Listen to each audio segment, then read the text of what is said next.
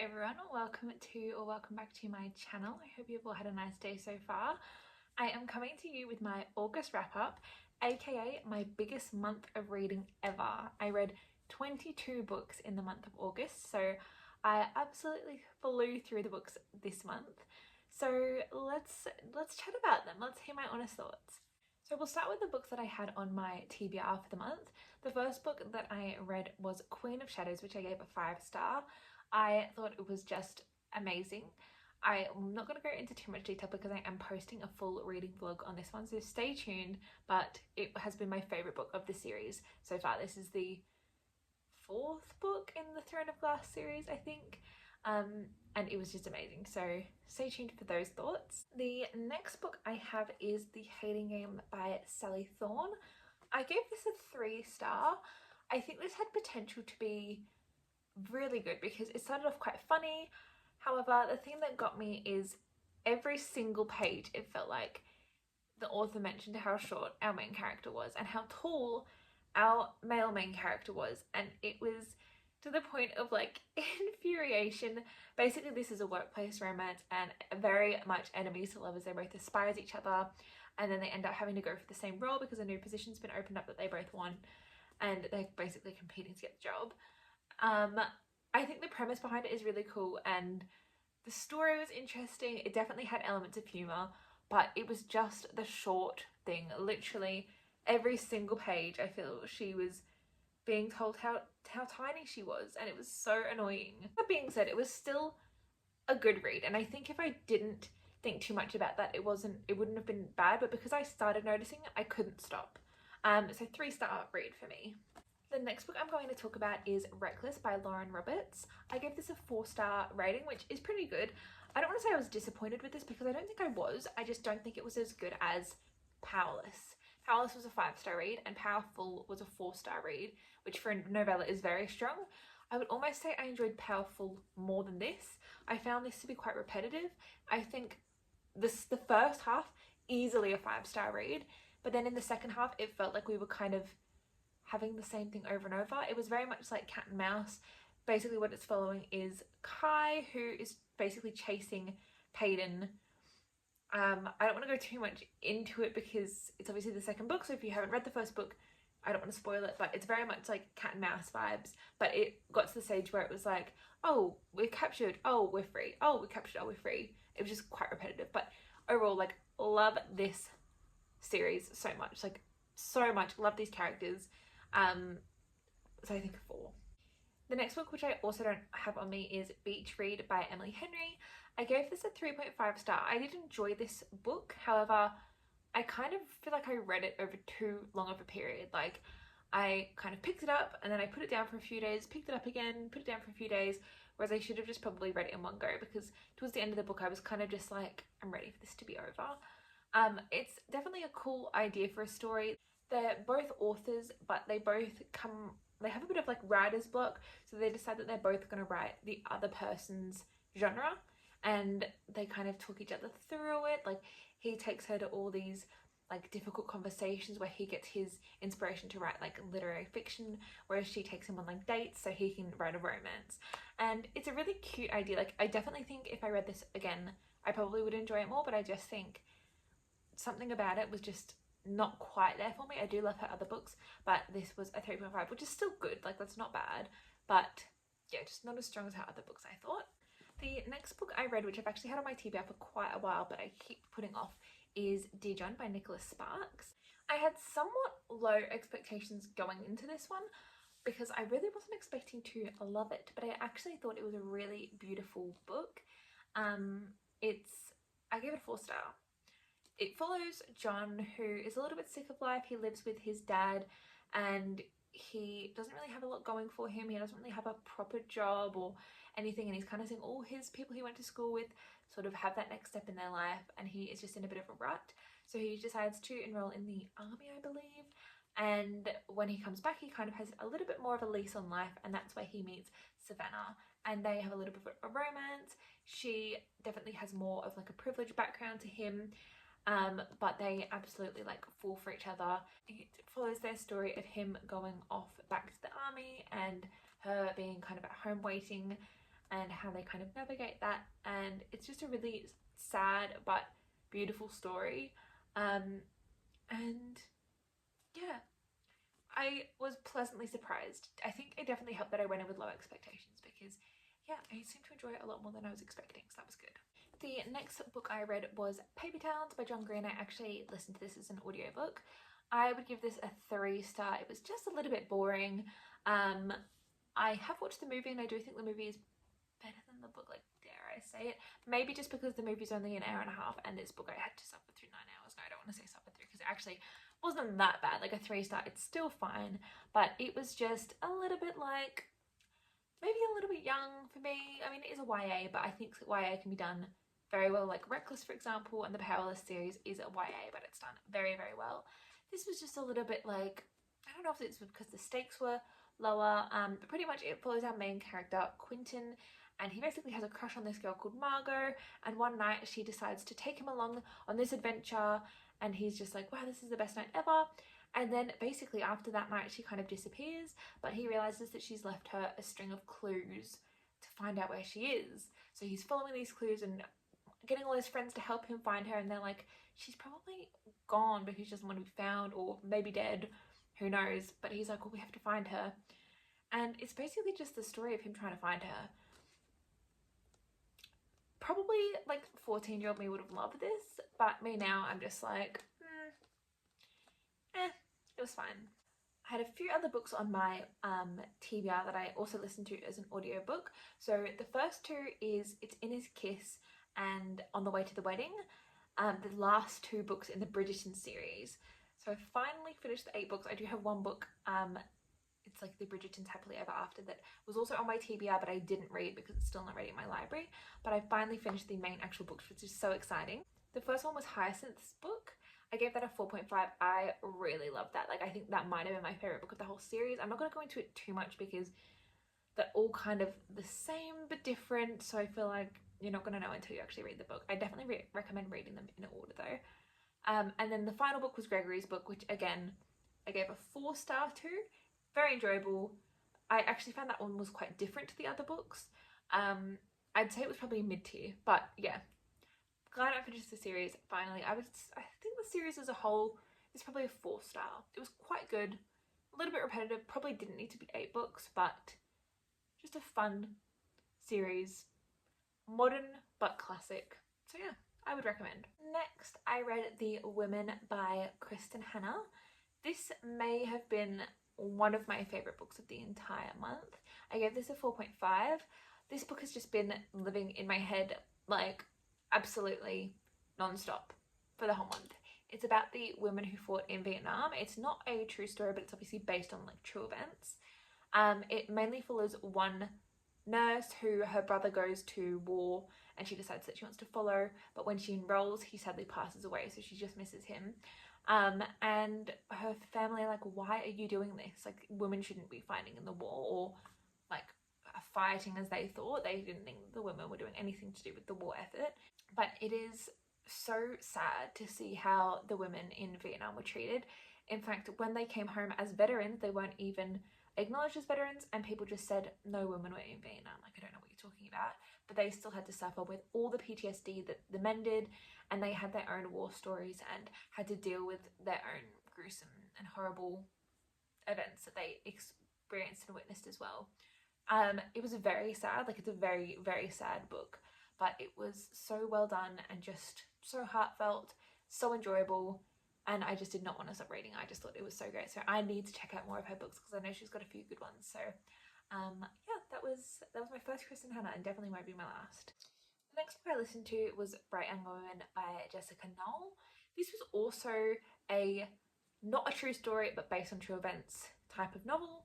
It was following 2 women who were tragically murdered by Ted Bundy, but it doesn't actually say Ted Bundy's name throughout the entire novel, which I love because the whole idea of let's not give him more notoriety, especially after like the Netflix special that came out a few years ago, it really paints him in this charming light.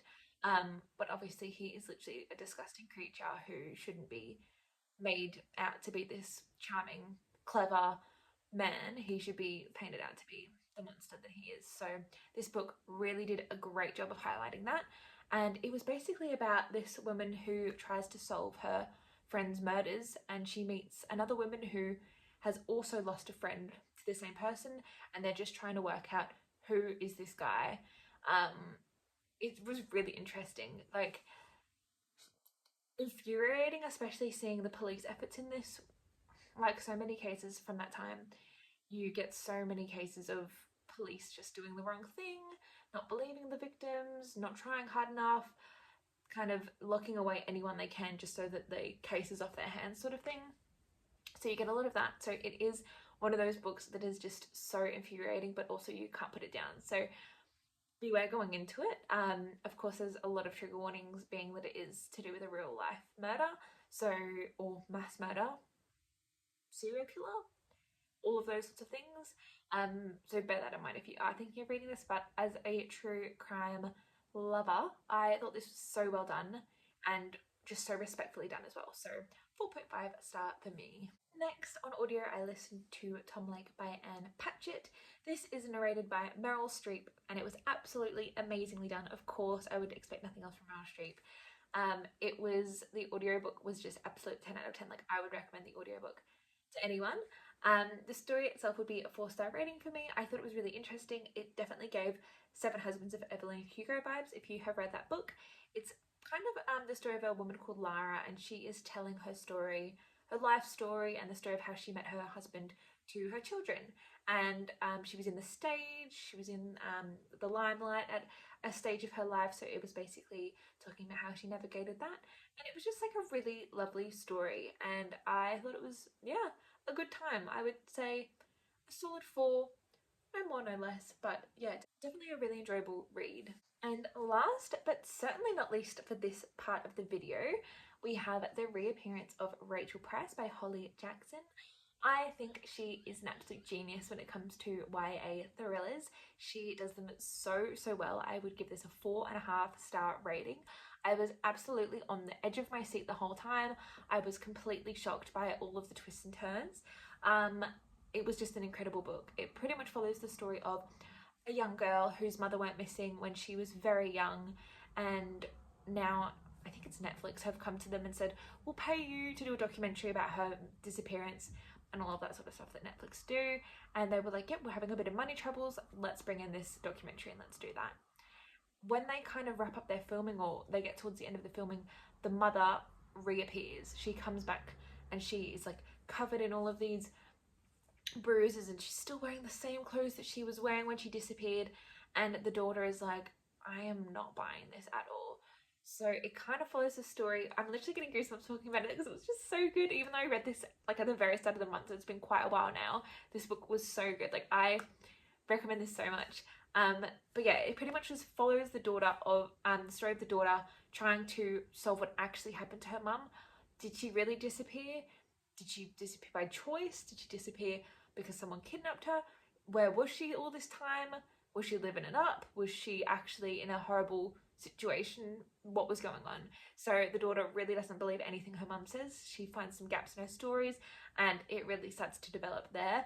But this was so good, and I need everything that Holly Jackson has ever written in my hands right now. I mean, I think I've already read all of her books, but she needs to bring something else out yesterday, because this book was so good. If you love a thriller, read this. Even though it's YA, you will get so many shocks. So an absolute goodie. So that was all the books I had on my TBR.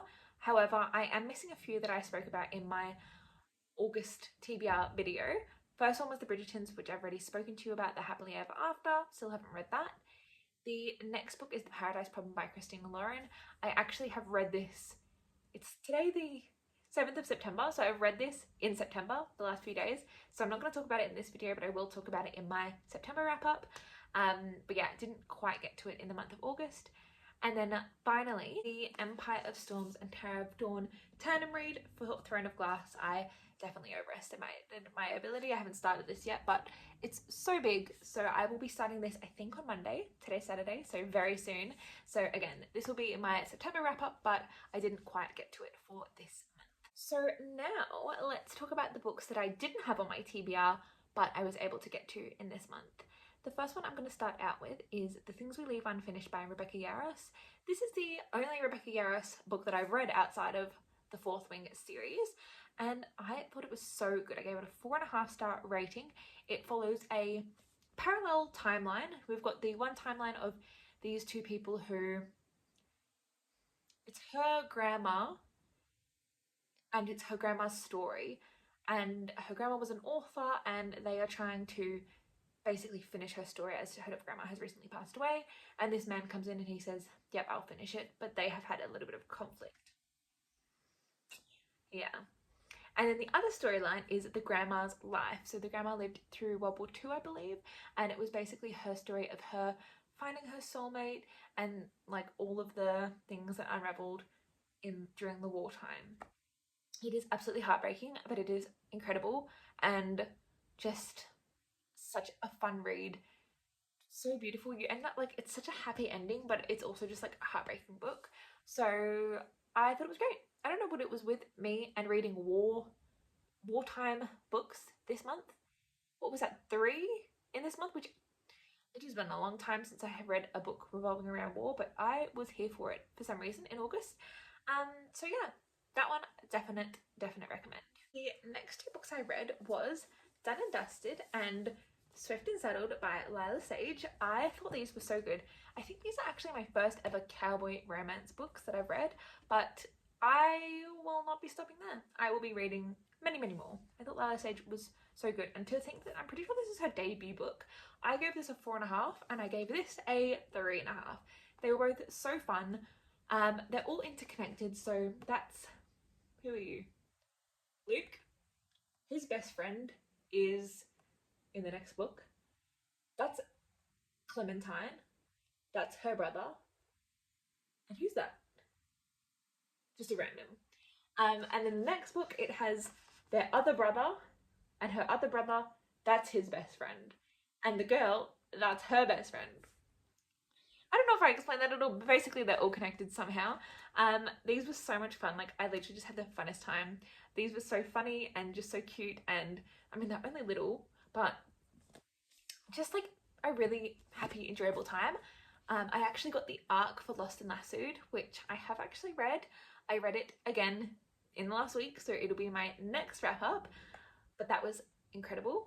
And yeah, I recommend if you're looking for a fun, easy, cute little romance, these. And now I really want to get into like Elsie Silver, because I've never read any of her books, and I know she does cowboy romance or like small town romances really well, which I've never really dabbled in, so these have inspired me. And also they have the most gorgeous covers, like the pastel sort of vibes. I mean, I don't even know if you'd really call it pastel, but it's just beautiful colours. So I love them. They look beautiful on my shelf. Okay, I'm going to try and speed it up a bit because I feel like I've been yapping a bit.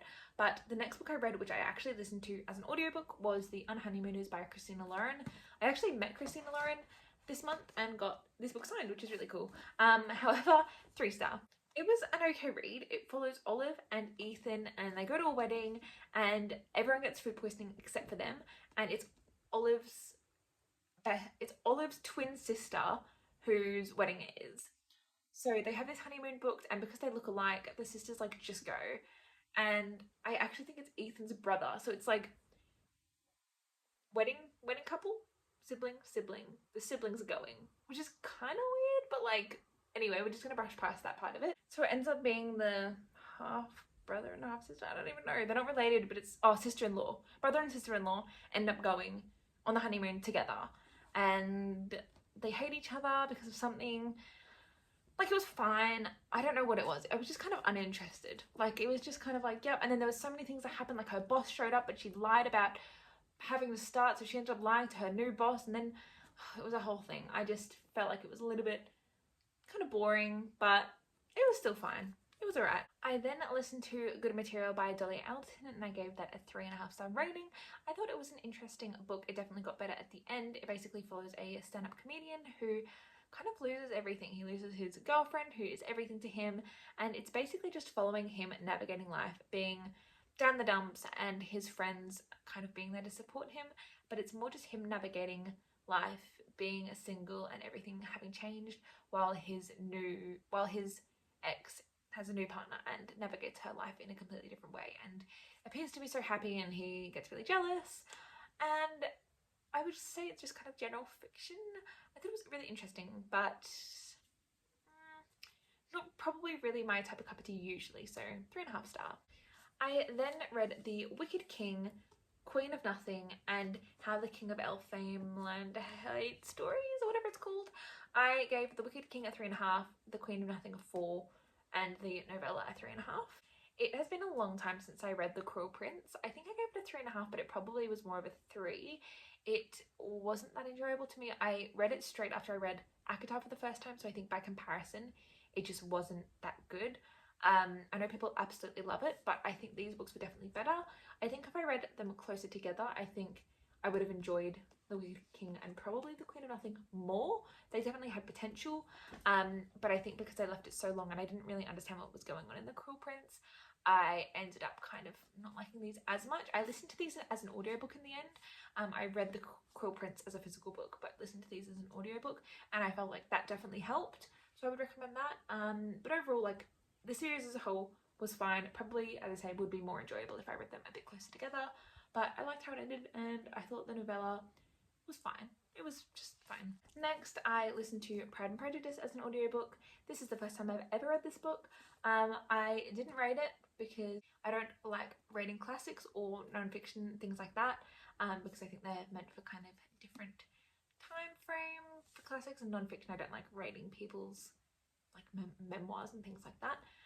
But I thought this was a good story. You can tell why it's a classic. Like, it was very interesting and just kind of fun. Mr. Darcy, obviously, heartthrob. But yeah, it was good. I would definitely recommend. It went pretty quick. I listened to it as an audiobook, and I felt like it kind of flew by. So yeah, it was a good one. And last but certainly not least, I listened to The Prison Healer, which I'm going to give a 4-star rating.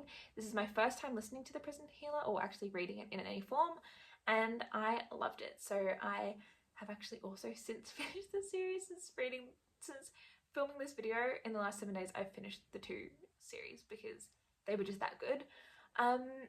So yeah, I loved it. It follows our main character who basically heals people in a prison, but she's also imprisoned. So she kind of helps out, but she has this relationship with the guards that kind of somewhat keeps her safe. And then all of a sudden we have the Queen who comes in, and as a prisoner, we have this rebel queen, and she comes in as another prisoner, and the main character is like, I am going to keep her safe. She gets a message from her family saying, you need to keep her safe. So she decides to risk her own life in order to save the rebel queen's life. They have to do like this trial, and no one's ever survived the trial before. It's like you have to survive like the earth, wind, water and fire trials for all the elements. And she decides that she's going to risk her life in order to save the queen, because if she wins the trials, herself and the queen are free.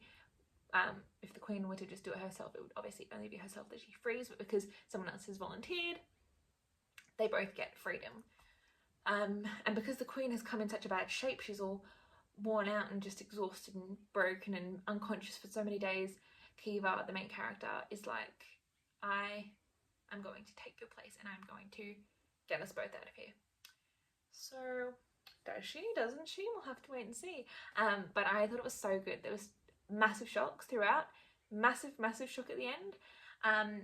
But I think a 4-star is an apt rating for this one. And I think that is everything. I'm pretty sure that was all the books that I read in this month, which it was a great month. We definitely had a lot of great books, like honourable mentions to The Reappearance of Rachel Price and The Woman were probably my top 2. And actually Done and Dusted was unexpectedly amazing. There's probably others I'm forgetting, but I think they're the ones that stick in my mind the most. Oh, and Queen of Shadows. So good. But yeah, I think that was everything I really had to talk about in this video. So I hope I gave you some new book recommendations to add to your ever-growing TBR pile. And that is all. I hope you have a great day, and I'll see you in my next video. Bye!